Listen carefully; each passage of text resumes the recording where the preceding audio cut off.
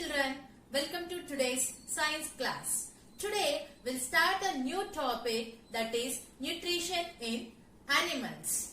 In the previous chapter we learned that plants can prepare their own food, right? Which process? Yes, by photosynthesis. But animals can't. Animals get their food from plants, either directly by eating plants or indirectly by eating animals that eat plants. So, animals exhibit heterotrophic mode of nutrition.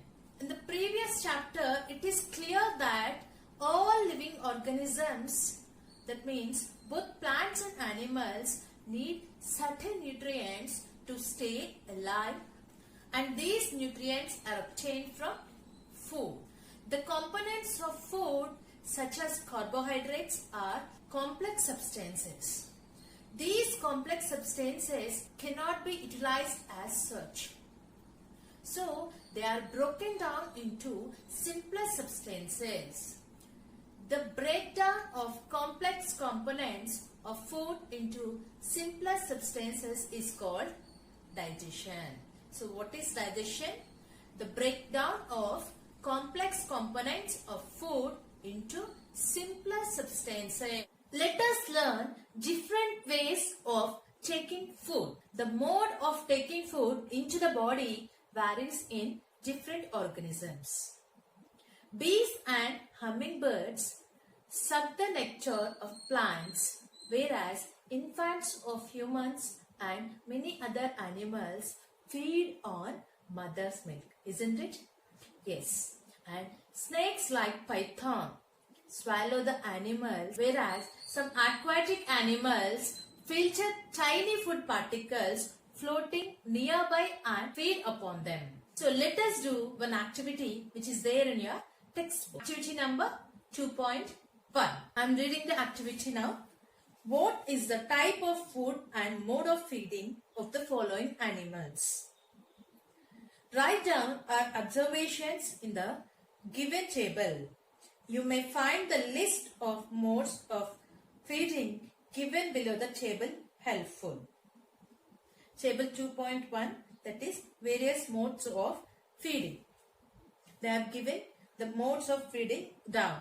Those are scraping, chewing, siphoning, capturing and swallowing, sponging, sucking, etc. You complete this activity. In the next class, we'll discuss the answers. Let us start our actual topic, that is digestion in animals. In that, first discuss about digestion in humans. Children, we all know we take in food through the mouth, digest and utilize it.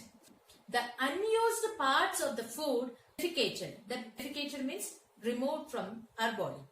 Have you ever wondered what happens to the food inside our body? The food passes through the continuous canal which begins at the buccal cavity. This is a new term you are listening. Okay, buccal cavity. What is that? Buccal cavity. Digestion starts at buccal cavity and ends at the anus. The canal can be divided into various compartments. Let us see what are the different compartments are there in the canal. First one, buccal cavity, and next food pipe or esophagus, and next stomach, and fourth one small intestine, next large intestine, and this large intestine ending in the rectum and the anus. These parts together form the alimentary canal.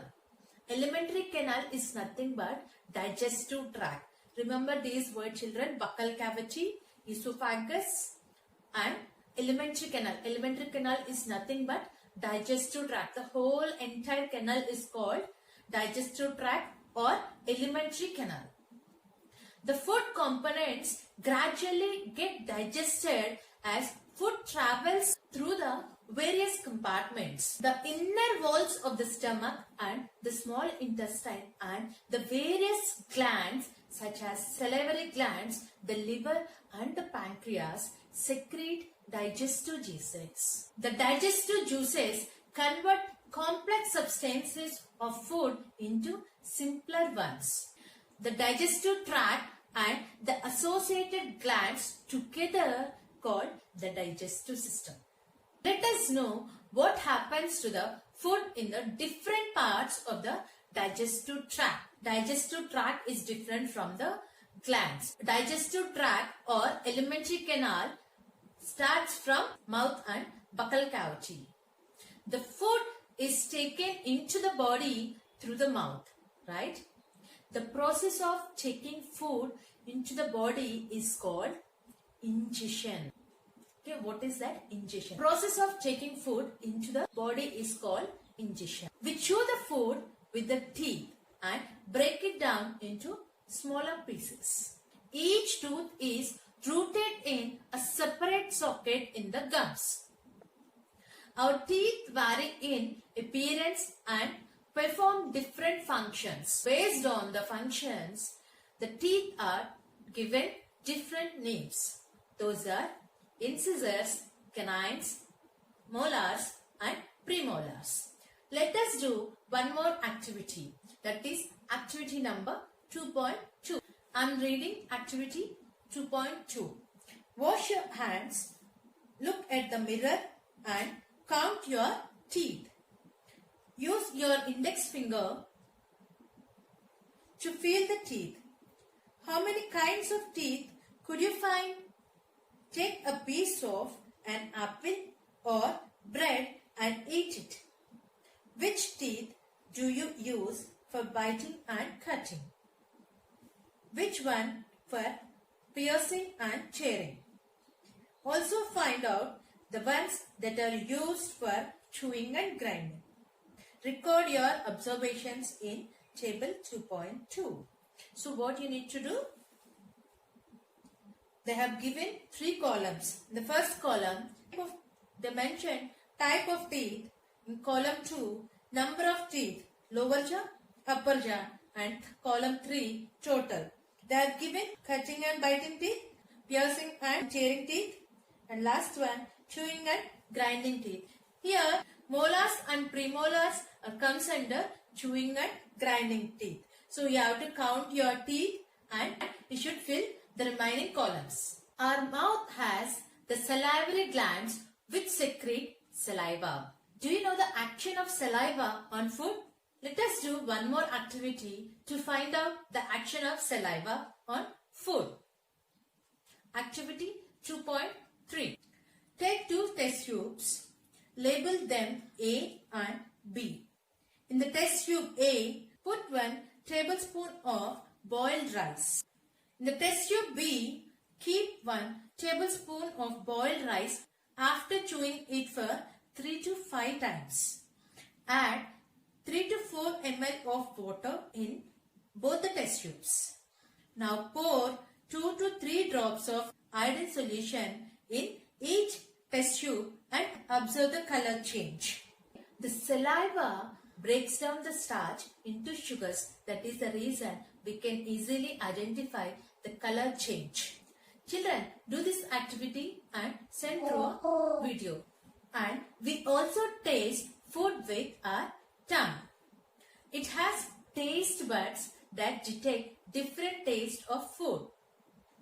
So let us do one more activity, that is activity 2.4. Prepare a separate sample each of sugar solution, common salt solution, lemon juice and juice of crushed neem leaf or bitter gourd. Blindfold one of your classmates and ask her or him to take out the tongue and keep it in straight and flat position. As of now, your classmates are far away from you. So, do this activity with your family members. Use a clean toothpick to put the above samples one by one on different areas of the tongue as shown in figure 2.6. Use a new toothpick for each sample. Fourth one, ask the classmate which areas of the tongue could detect the sweet, salty, sour and bitter substances. Now write down your observations and label figure 2.6. So what did we discuss about buccal cavity? In buccal cavity we discussed about different kinds of teeth and yes, tongue. Now after buccal cavity we have another compartment, that is food pipe. Food pipe is also called esophagus. What is that? Esophagus.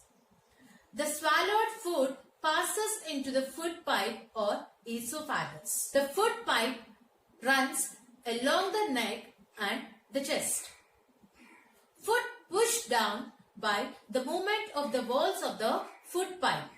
Actually, this movement takes place throughout the alimentary canal and pushes the food downwards. Okay children, we'll continue in the next class.